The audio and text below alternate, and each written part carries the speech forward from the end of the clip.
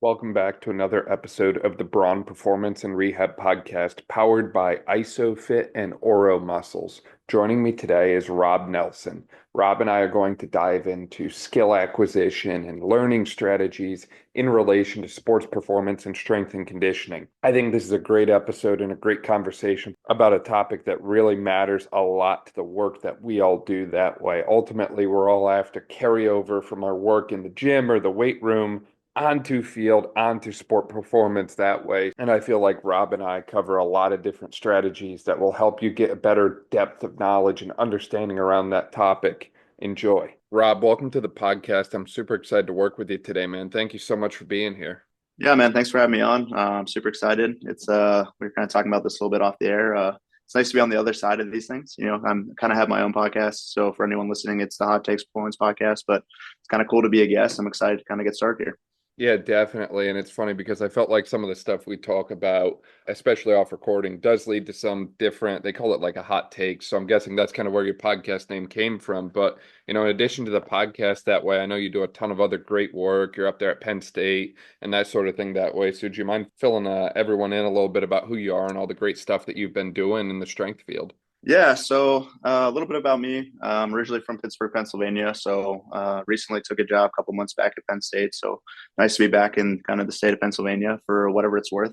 More of a city guy, and we're kind of in central PA, which is a little bit different. But just a little bit back me, a little bit about me. I've been coaching for almost 10 years. So I started coaching when I was 20, just turned 30, which is a little scary in my mind, but you guys know how that goes.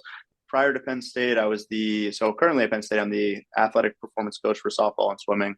And before that, I was the associate director of sports performance at UMBC. I was also the interim director of sports performance at Wofford College. I did my graduate assistantship at St. Francis, which is in Pennsylvania. And I also worked at private sector at IMG Academy, the Pittsburgh Penguins, and I own my own gym for a little bit of time and worked some private sector places in Pittsburgh. So just kind of done a little bit of everything, which has been great. Worked a lot of jobs, which I think, a lot of times in our field, people tend to kind of frown on, where it's like, hey, you're moving around a lot. But I've just had a lot of unique opportunities to kind of move up the ladder and take new jobs and new experiences. And I've learned a lot from a lot of different people. So I've kind of seen it as a blessing for that kind of thing.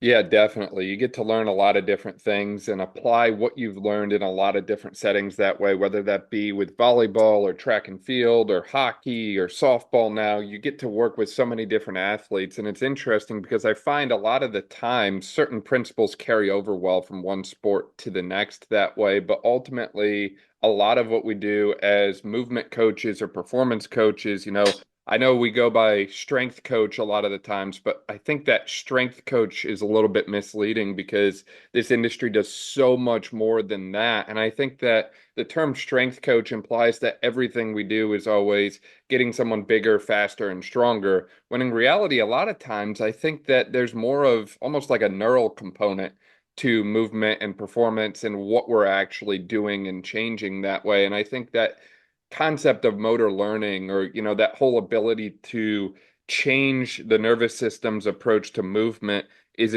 incredibly fascinating, incredibly misunderstood or underappreciated. And I think the majority of the time when I look at certain programs and when I look at the way things are put together that way, we're not seeing huge physical changes in 3 to 4 weeks, but we're seeing huge changes in performance in that time. So I think a majority of what we do is actually more neural driven than actual musculoskeletal driven, if that makes sense. Yeah, 100%. I mean, I think one of the things, kind of jumping back to your point about strength and conditioning and that coach title, whatever you want to do it for me, like I like to think about myself as kind of a problem solver, right? So I'm put in this like unique position where typically, and I think with the strength and conditioning role or athletic performance or whatever you want to call it, like you can wear as many hats as you want to wear, right? So it's like, obviously there's the fundamental things where you're going to be in the weight room, you're doing the speed work, you're doing the conditioning work. But a lot of it too is like when we look at actually like sports specific performance, we want to look at like how are skills being acquired, right? So skill acquisition, and then how does our role specifically fit in some of those things? So from a motor learning standpoint and from a lot of these different things, for me, in the way that I've kind of approached strength and conditioning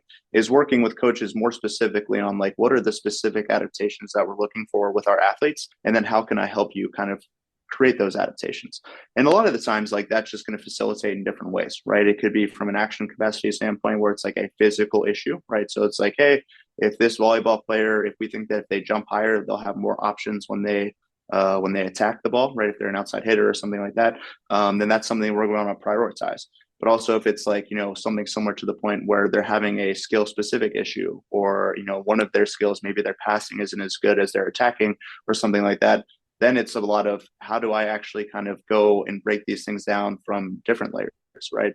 From, how are they passing? Is it a like skill issue? Is it a perception action issue? Is it, how they perceive things, like that kind of stuff? And just kind of peeling away the layers. It's a lot of like, what am I going to do from a strength and conditioning like perspective, but also work with the sport coaches and that athlete to kind of create that skill acquisition for whatever they specifically want to work on. So essentially, the sport is the main thing, and we're honing in on the specific skill that we want to adapt or cause some kind of positive change in sport, as opposed to just kind of blanket writing a program for everyone. Yeah, I mean, and it's tough, right? So it's like I mentioned before, like I've worked in a lot of different sectors. The people that I know that are doing the skill acquisition thing and the motor learning stuff in a private sector, more like individualized space, I think there's some benefit to doing that.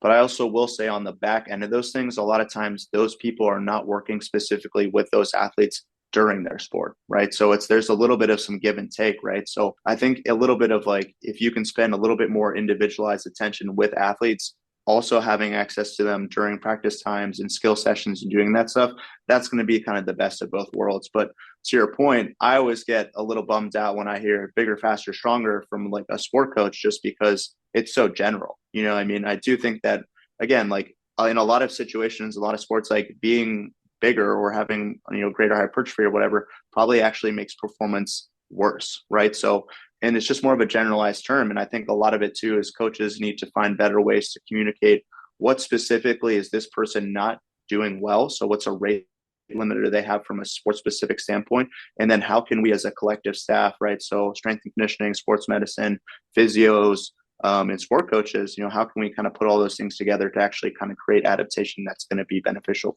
This is where I think having the concept of player profiling to, as you mentioned, bring everyone together is so essential, right? Can we create a look at this athlete, and the AT, PT staff is going to have access to it. The strength staff is going to have access to it. The coaches are going to have access to it, right? Like, how do we kind of profile this player and understand what their strengths are and what their weaknesses are? And, when we recognize that certain weaknesses might be attributed to skill, I think this is a very interesting topic because I see a lot of coaches out there who try to attack the skill thing, but I think they misunderstand how to actually train skill in the gym that way. And I think a lot of times we misunderstand what effect we're actually having with the exercises that we're programming that way. And I think when it comes to skill acquisition, at least for myself, I like to break it up into parts before I attack the whole. So probably the most common example for me is ACL rehab when we're starting to learn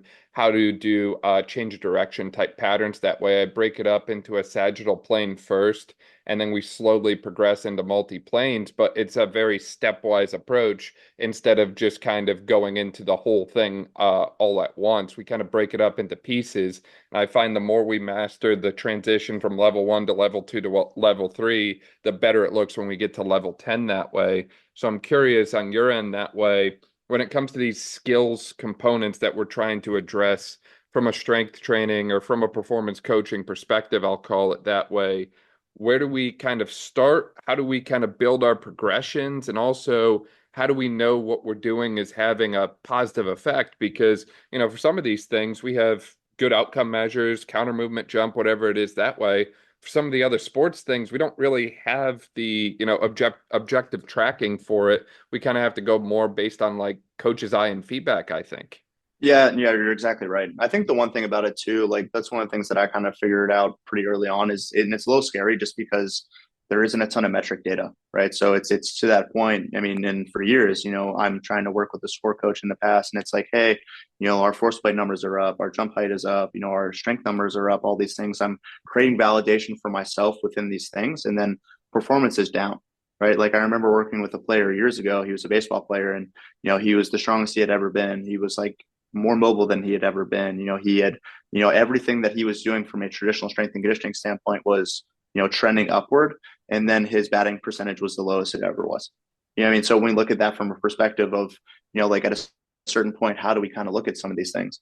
For me, when I look at a lot of the different things, the first thing I'm doing is I'm looking at the specific player and I'm like working with the sport coach and I think about talking about with them, what are the rate limiting qualities, right? So what are the things that these people need to work on?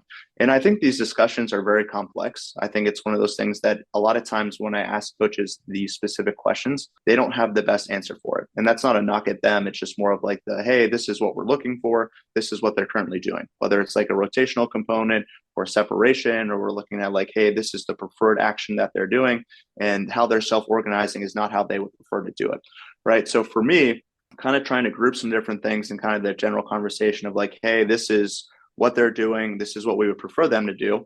For me, a lot of times is, I look at it from a skill standpoint of can we encourage or kind of not, I guess like whatever my brain's not working, but whatever the opposite of encourage is, right? Like for behavior specifically, specific behaviors, right? So it's like, hey, if they're doing so much of this rotation and we don't want them to do that quite as much, can we build an activity that kind of prevents them from doing it or makes it less favorable to do so, right? So I think about that from a skill specific standpoint.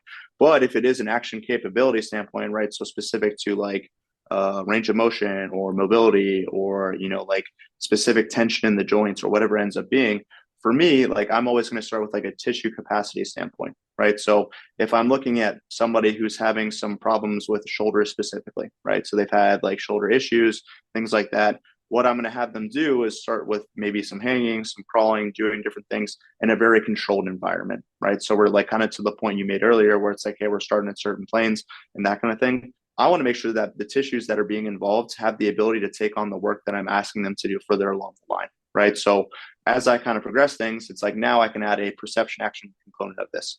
So we started crawling and now it's like, hey, I'm going to have you crawl. And when you were crawling around, I'm going to basically take a PVC pipe and I want you to move around this, right? So the one thing that's cool about it too is there's the perception action coupling part of it. But when I'm moving the PVC also, I can start to see how these athletes choose to self-organize.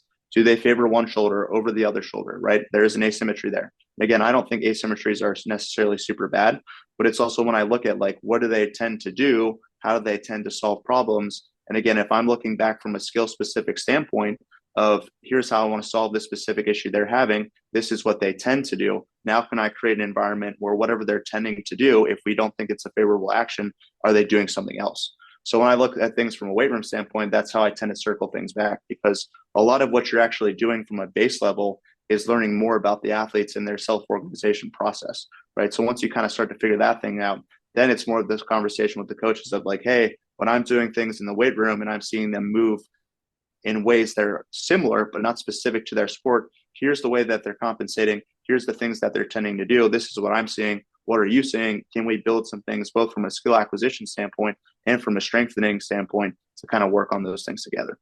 Definitely. I love that. And I think at the end of the day, you can never really replace that coach's eye kind of side of things here, both from the performance side and the sport itself side. Is I think that there's a lot of things that can get picked up just by watching sport over and over and over again. And I like that breakdown that you mentioned that way with the crawling variations and other variations. And it's always interesting to me on the motor learning side of that for a second, how primitive a lot of these patterns we go back to are, and how at one point, many, many years ago, everyone was kind of masters of them. And then we, quote unquote, grow up and all of a sudden we can't do simple things anymore.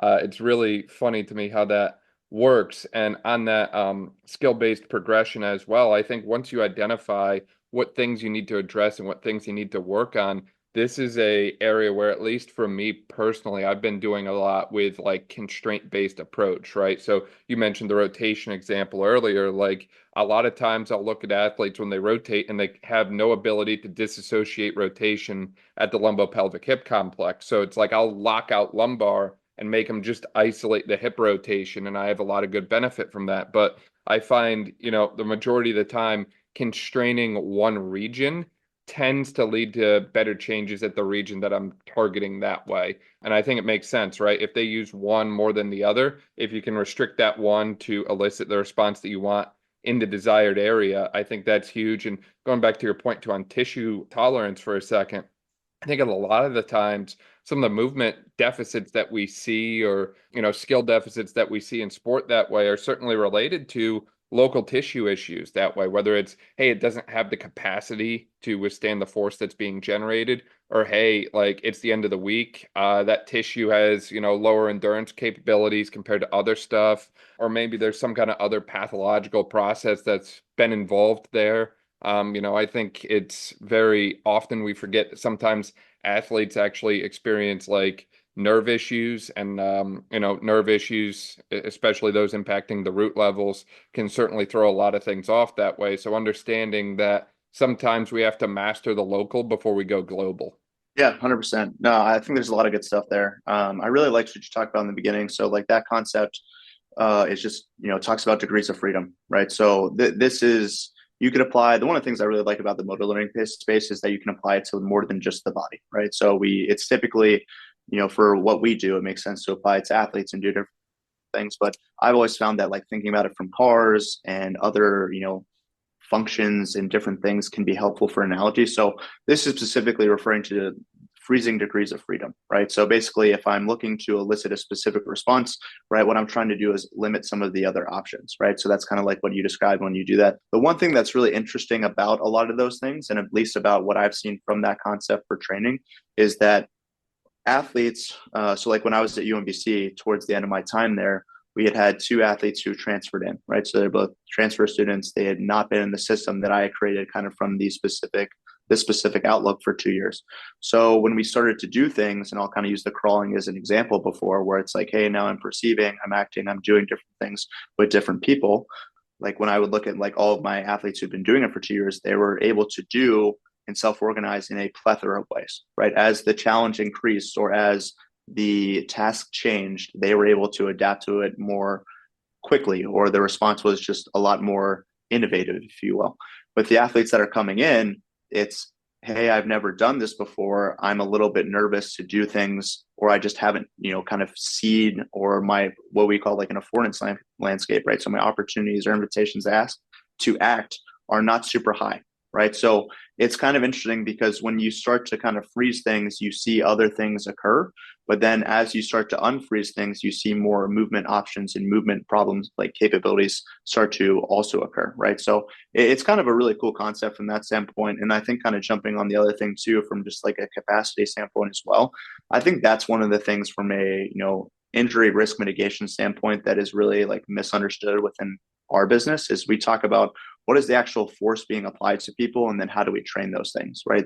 For me, the first thing I think of is like Nordic hamstring curls, right? We talk about sprinting and doing stuff, and you and I had this conversation the other day, and it's just, just we're doing something that in the actual force that's being applied to the hamstrings during maximal sprinting is just like, it's not even close. And it's not to say that we can't necessarily do those exercises.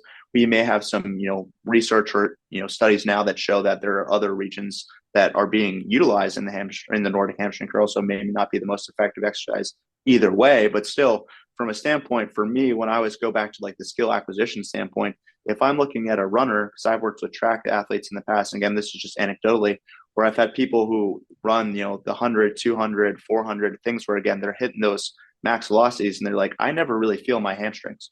And then the first time they use their hamstrings, it's like, boom, I pull my hamstring because I've never had actual like tissue loading specific to what I'm asking it to do.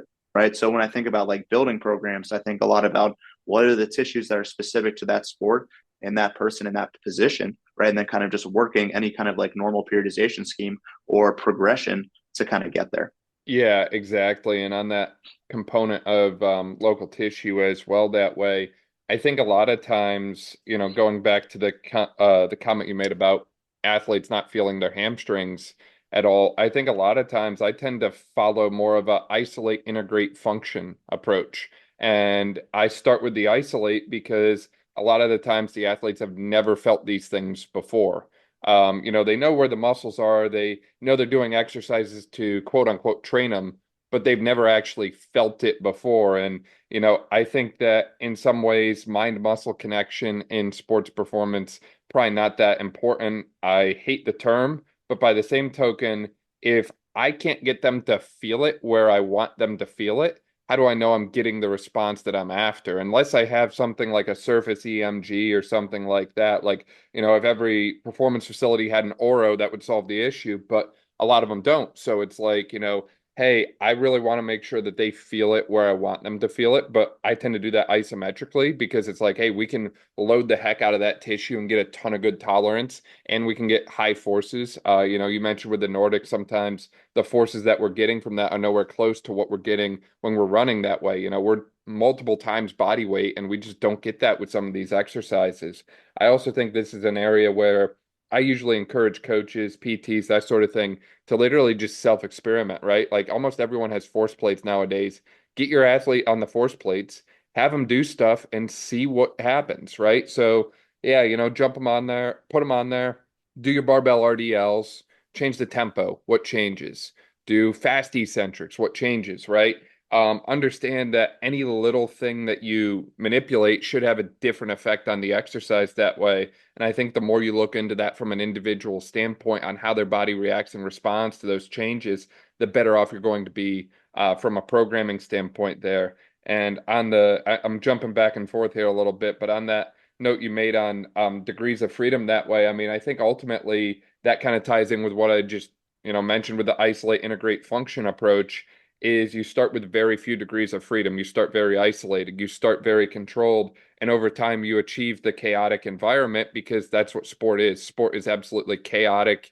And you need as many options as possible to solve the movement problems that you're being faced with, right? Like athletes, I think we say it all the time, are master compensators, and they're going to move in whatever way is most optimal to them at the moment to solve the problem that they're trying to face. But what's optimal for them in the moment might not be most optimal for their own body or their own mechanics and that sort of thing. So the more we train and expose them to different environments and kind of build them up in different ways, the better they're going to be able to solve the issues that they face in sport. And I feel like I always use Patrick Mahomes as the best example of this, but I have yet to see someone who can do it like he does. He's just a master at this, I think. Yeah, I mean, there's a lot of really good stuff there. I mean, it's really cool. I think one of the things that like, and again, I'm not an expert in like, specific, early stage rehabilitation by any stretch of the imagination. I think a lot of it too, though, it's like when you look at limiting degrees of freedom too, I think people can tend to be like a little bit overcautious. And I'm not saying that we want people to get re-injured or anything like that. I do think though, it's like when we start looking at training these skills specifically from a skill acquisition standpoint, it's like, how can we make things like, again, more like athlete specific earlier on? Right. And it's not like, we don't want to do anything that's unsafe, right? So when we're training and we're doing things, it's like, hey, if they're like a fall risk and if they're at that fall risk, we don't want to have them doing stuff that they can't do. But also at a standpoint, once they are in a progression where it's like, hey, they're able to do most of the functional things they can do at 75% or whatever kind of stage they're at, it's like, can we integrate some things at a lower intensity that end up being a little bit more game like, right? So the things that kind of come to me is like in that later stage, like moderate to later stage of rehabilitation, it's, we see a lot of like cone drills and things like that that are typically, we're testing for things and we're seeing things. And I don't think that testing, having like a battery testing is a bad thing, just from a standpoint of like, hey, do we have like metrics again, like we talked about before, to compare to, right? So it's like, what was your time for this before? What was your time after? And that kind of thing. But when we talk about, we're trying, again, going back to like tissue specific qualities and building tolerance for different things, if we're only working in this really fixed environment during our rehabilitation standpoint, even earlier on, but when we're cleared to do things, it's like, are we really setting our athletes up to be super successful, right? So it's like, and the other thing too is we can also, as we go through that rehabilitation process, start to see, how are they compensating? How are we doing some things? And I think that would actually, like, if we can start to problem solve of like, hey, this is what they're doing, this is a safer way to kind of, approach that specific movement problem, then it's like we can start to kind of help build some more lasting effects and kind of problem solve a little bit earlier on. If I kind of put them in this really fixed environment from the beginning, and then all of a sudden we're like at 90%, 95%, we're like almost fully cleared, right? And we are just kind of, we haven't solved a lot of problems. One, we probably don't have the confidence to do a lot of the things competently that we're going to be asked to do later on. But also it's like we just haven't really like tapped into that ability to specifically work on that. And I think that's one of the things, as somebody who's, worked with a lot of return to play for different athletes and doing different things, where it's, I think the more you can keep them involved in the sport, whether it's doing something regress. Like, I remember I've seen people who, for softball, it's like, hey, if someone is out with an injury, it's like, can they, pitch with, having one leg supported? Can they do, some rotating off the tee, like depending on whatever their injury is. I think a lot of that stuff really plays dividends, right, on what they can actually functionally do. Because once you get back, at least in high level sporting environments that I've been a part of, it's very much like, hey, once you're cleared, it's like wham, bam, you're back in. You know what I mean? So now it's like I've got this huge spike in workload all over my body. And I've paid a lot of attention to that one specific area that I've been training, right, as part of my rehabilitation process. But how does that really affect the rest of my body, which I think is kind of interesting. Building off of that a bit, I mean, first off, like there's so many different examples that I think rehab professionals in particular should definitely consider implementing with their athletes that way, right? Like I can't tell you how many times I'll get, the lacrosse athletes, hey, you're going to sit in a chair and you're going to do wall ball. Yeah, it's not ideal, but it's better than nothing. Or hey, now you can stand and do wall ball, right? Like something is always better than nothing. And I think it goes a long way with the athlete because you're actually giving them a sense of control and sport identity back as opposed to just, limiting them further that way. And building off of that as well, when you do get back to, the return to sport progressions that way, again, progressing the degrees of freedom and understanding the environment that the athlete is in. And when they're in sport, when they're in, unrestricted scrimmage or game that way, it's a chaotic environment and it's never going to be the same thing every time. So I think this is an area where making rehab a bit more chaotic is super, super essential. There is a time and a place to do things repeatedly over and over and over again, right? Like if your athlete still can't squat normal, if they can't do a freaking anterior step down normal, if they've got all these crazy compensations, like some things you just need to grind them out until they can do it. But once you get into that end stage process and your whole goal is make sure they get back at a high level and they stay back at a high level, this is certainly an area where I think you have to be willing to think outside the box and expose them to a variety of different demands and different stimuli. And sometimes, at least in my experience, maybe this is the right thing to do, maybe it's the wrong thing to do. But I'll kind of try and understand what their general week looks like when it comes to sport. And, for a lot of them, they have more than one game a week. And it's usually the latter game that they're starting to complain about, hey, I went hard early in the week. So, I'm tired, I'm exhausted, that sort of thing. So, different times, and this is mostly in the like super late stage rehabs, like I would say, 9 month plus out ACL that way. We'll actually do a high CNS day in the middle of the week. And then at the end of the week, we'll actually pair in more of our sport specific progressions that way because I want to see how that fatigue factor changes what they're doing in sport. But also, I want to get them the exposure to that earlier on in the rehab process as opposed to, okay, you're cleared. And now this is your first time experiencing a high CNS load and having to do sport specific elements that way. And I think the more we can kind of bridge that gap and kind of work along that continuum, the better our athletes are going to be when they return. And that's regardless of injury, right? It doesn't matter if it's a shoulder, a knee, or a hip, or whatever it is that way. I think making sure that you cover all of your bases and paint with a broad brush at the end stage component that way is really essential. Yeah. And I think, like, to your point, I think there's also just a higher need for these things, right? So I think, like, well, I've been fortunate in my current role with having just two teams where, if someone needs to work in that kind of like later stage rehabilitation standpoint, or, if we have anyone who's coming back from injury, I have the ability and the just experience to put them through a variety of things, right? So if I have anyone who's out, not only am I going to be able to work with them from a functionality standpoint of, if they have an upper extremity issue, right? It's like, well, they can still run, they can still do different things, right? And so for me, it's like, depending on what the injury is, I'm still going to try and make things as specific as I can, right? So is there a perception element to what they do specifically in that sport or that position? Is there a timing component to doing different things? Do they have to interact with other people, right? So those are all factors that I'm trying to build in as far as that process and kind of doing some of those things. But I also just think that it's not always super available to people, which can make the rehabilitation process really tough, right? So when we look at once I'm cleared to do certain things or once I've done something throughout each stage of rehabilitation, well, it's like a lot of times if we're working in an environment that's understaffed or doesn't have the people to kind of support things, we're just going through more of a traditional progression because that's what's available to us.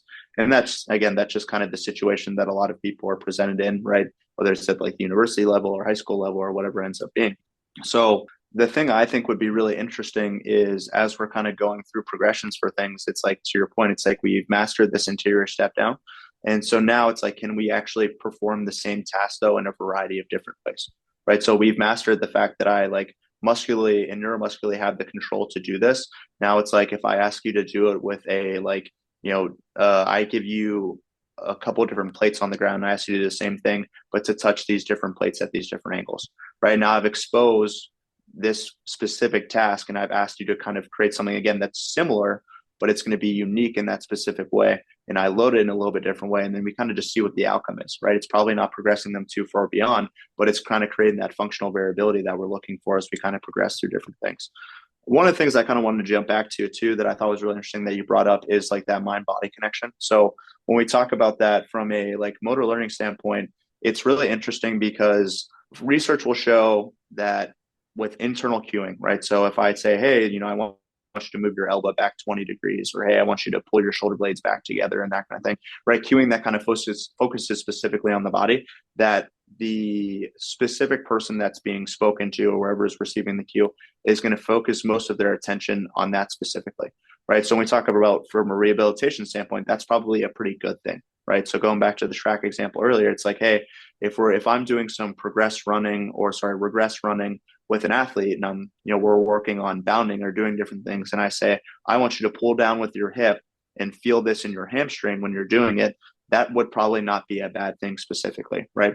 And I think there's a little bit of like give and take with track being more of a closed skill sport, right? Where there's not a ton of like different, interactions with different people and a lot of stuff going on. With open skill sports and then sport specific skill acquisition standpoints, internal cueing can sometimes be disadvantageous, right? Now, the research is pretty consistent in this specifically. So it's saying like, hey, if I want you to hit the volleyball, it's like, hey, if I want you to move your elbow back 20 degrees and create more abduction in your shoulder, right now I'm thinking about my elbow and my shoulder instead of thinking about where I want to serve the ball to this person to try and knock them out of system, right? And so it's interesting when you talk about progressing and doing different things, because at least for me from a training standpoint, and again this is a little bit more into like fully functioning athletes, most of the way that I'm going to work is going to be through external cueing, or what we call holistic focus of attention cueing, right? So it's putting something on a specific task, right? So, and again, this gets a little bit in the constraints-led approach as well, but I actually, like with one of my softball pitchers, I told her we were doing some lateral lunges and I said, try to bring the dumbbell as close to your shoe as possible, right? So I could have told her to try to get into her hip more or do different things, but that cueing for her allowed her to like sink into her hips properly, get the most range of motion that she could, and that kind of cleaned up the issue for her specifically, right?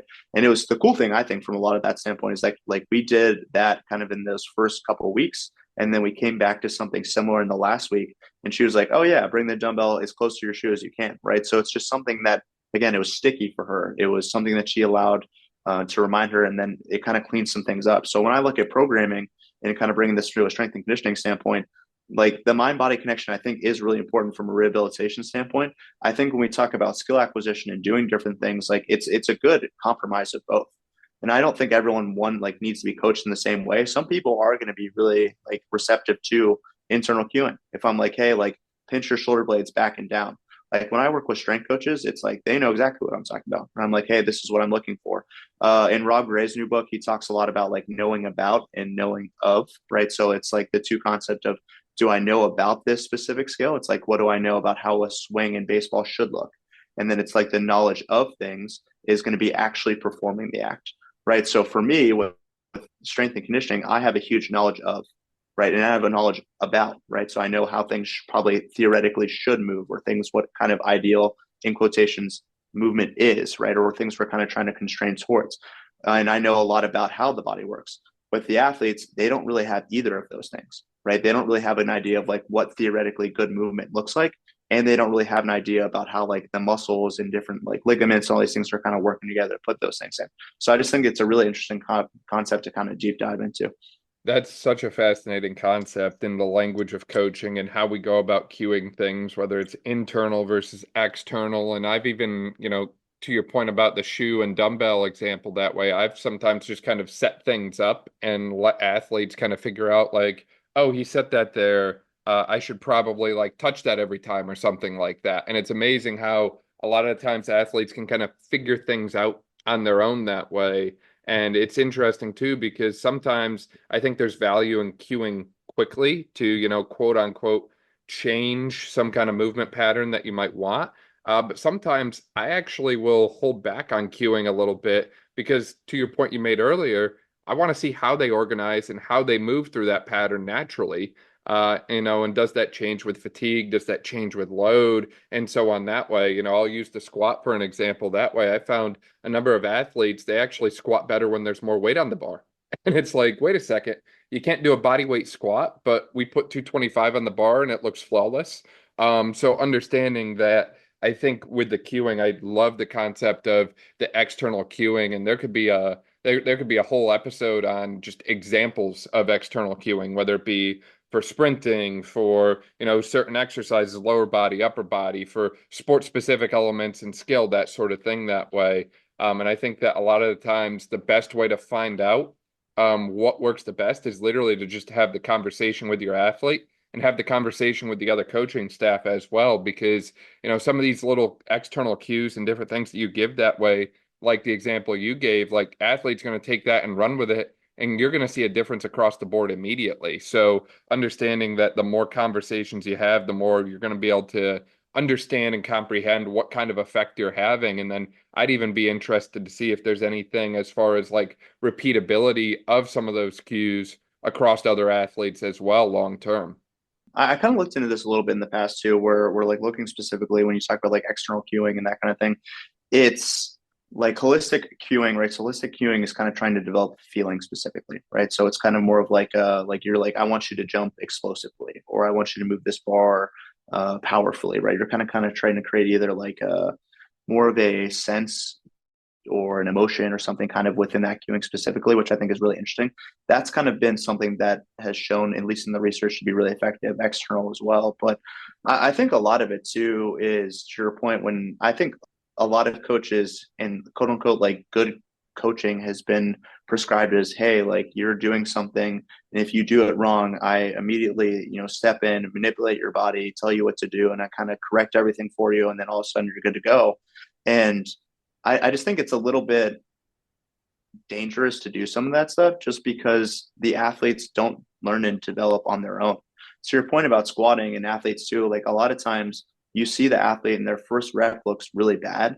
And then the second rep, it looks a little bit better. And by the third rep, they've actually moved into a way that we think is more favorable, right? So if I stopped them after rep one, I was like, hey, like, don't do this, here's all these things or whatever. Do we know that it's naturally going to progress? At least from my experience, I think giving the autonomy for the athletes to kind of figure things out on their own has been a lot more effective. But I do think a lot of the times too, to your point, like putting things out, giving athletes some things kind of like, hey, like I have some feedback, or I can kind of look at like, do I need to touch this every time or try these different things or whatever. As far as actually like building out constraints and doing different things for athletes, like for me, has been really effective, right? Because a lot of times when we're looking at behaviors, right? So we're looking at, hey, this person does this thing, and we've identified as a coaching staff all across the board that this is a either dangerous behavior or really ineffective for the specific task we want to do. Now it's like our job we want to constrain them in a way that makes that behavior way less approachable, right? Or they're less likely to do it. And so when you look at constraining to do different things, a lot of times it's really hard because that behavior, whether or not it has been beneficial or not, whether or not it's dangerous or not, is something that they're so used to doing it, right? So we call this an attractor state, right? So their attractor state is really deep, right? That well of whenever they're kind of faced with a situation, they're always going to kind of self-organize to do that specifically. And it's really hard to kind of do that unless you kind of have them do things that are very different than what they've done in the past, right? So when you look at like constraining and when you look at doing different things, I think even this should be applied more specifically in a sport skill standpoint. But it's going to be a lot different, right? Because what you're doing is leading to an outcome that is less favorable, right? And so whether that's from a like injury risk like mitigation standpoint or a performance standpoint, there probably needs to be a little bit more of a focus on external cueing.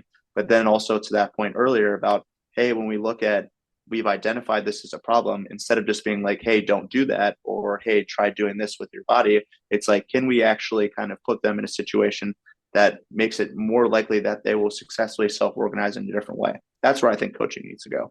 Yeah, exactly. And understanding that the nervous system itself is plastic and it will change in response to the stimuli that you applied to it that way. And it's so interesting that you bring up the concept of the attractor state that way and systems theory, because I think that the more we kind of think about that analogy, the more movement makes sense for us, right? Do we have a really deep well or do we have a really wide well? Or, you could just replace that with the term like lake or something like that, right? Like, do we run deep with one thing or do we go really, really wide with a lot of different things that way? And ultimately, I think all athletes are going to be deep in some areas, but hopefully wide in other areas as well. And I think the one thing that, as you were talking, my mind immediately went to this concept of, one of the recent podcasts we did actually, the word interoception kept coming up. And it's like, this is probably one of the most important qualities for athletes to, display. But it's like, how do we train interoception, right? How do we train the body's ability to tell itself what is going on and what it means? And I think that that's something that obviously it's going to help in the moment from a performance standpoint and getting the athlete to actually be in tune with what their body is trying to tell them. But ultimately, I think this is something I talk about it all the time. I don't want athletes to just be athletes for a 4-year college career. I want them to be athletes for life. And I've seen too many cases where I feel like athletes, crush it in college and then no one really helped set them up for that post-college life, whether it's professional sport or rec sport or whatever it looks like that way. And I think the more you can go about developing this concept and quality of the athlete gets in tune with their body, they understand what it's trying to tell them, and ultimately what they need to do when things are not feeling right, the better they're going to be long term. And that's just an endless process of self-experimentation with, a little bit of almost more of like a mentor than a strength coach really is. I think a lot of what you are able to do is kind of say like, hey, look, your hamstring's feeling tight. We also had a 30% increase in workload last week. So, maybe we should just kind of slow it down a little bit. And then all of a sudden it's like, hey, wow, I noticed that every time my workload spikes up significantly, hamstring starts to act up. So I scale it back a little bit. And then the process is a little bit more automatic instead of constantly relying on someone else to be the one to tell them what's going on that way, if that makes sense. Yeah, and I'm glad you brought that up. This is like one of my I don't know, I don't have like a lot of hills that I'll die on, but the one thing that I think about a lot is like I think people, especially in athletics, tend to like they associate correlation and causation, right? So it's kind of like to your point, I think one of the things that's so difficult about what we do, and I kind of mentioned this a little bit earlier, is things can be correlated, right? So it's like to your point, if there is an increase in workload, like there is going to be a lot of things that are correlated to that, right? We never really specifically know why anything happens. And that's one of the things that I get a little bit frustrated with in the social media space and doing different things. And again, there's a lot of frustrating things on social media, but I think even from people who are educated and have good information and they're trying to apply different things, is a lot of times they will hit this like A equals B model, right? It's like, hey, if you do these things, this will happen. And again, it's never quite that simple. And that's one of the things that I think can be really frustrating. But on the flip side of that, I love being in the college model because I feel like I get to tack on and look at a ton of the correlation, right? So when I was working private sector, one of the things that I didn't like was, Susie comes in and Susie's XYZ sport player and she comes in and she's doing a great job and she's getting stronger and a bunch of random things and there's no feedback from any of the coaching staff because I would never meet them and do stuff and they're playing well, but the one thing that the major thing I was bummed about is I never got to see like Susie play, right? So I never really got to see kind of what we were working on together.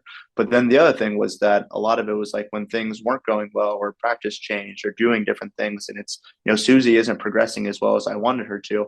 It's like there's all of these uncontrollable factors that I have no say in and no access to, right? So that's kind of what really caused me to want to shift into like when I worked with like professional hockey and then when I was at IMG and then like worked through different places at college where it's like, hey, if you can get more time with the athletes and you can actually spend more time with them, I do think that you can get more insight into those correlations, right? So you can start to see to your point, like we do have that workload like measurement, right? So if we're tracking workload and we're doing different stuff, it's like, hey, we did see workloads did increase.